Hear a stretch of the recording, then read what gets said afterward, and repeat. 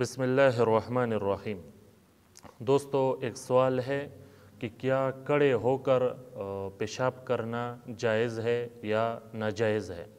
تو اس کا جواب دے دیتا ہوں۔ دوستو، بیٹھ کر پیشاب کرنا یہ سنت طریقہ ہے، تو ہر کسی کو یہ کرنا چاہیے کہ وہ پیشاب بیٹھ کر کرے، کھڑے ہو کر پیشاب نہیں کرنا چاہیے، اس سے بچنا چاہیے۔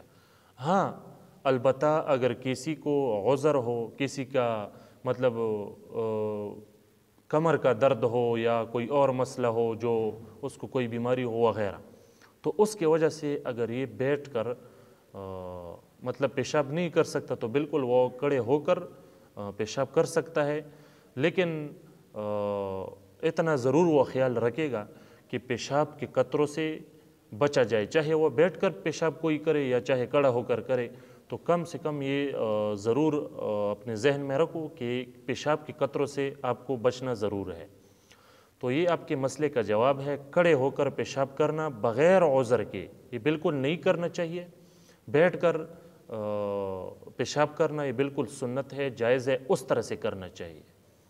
تو کھڑے ہو کر صرف عذر کے سبب کر سکتے ہو، بغیر عذر کے نہیں کر سکتے آپ۔ امید ہے آپ کی تشفی ہو گئی ہوگی۔ والسلام۔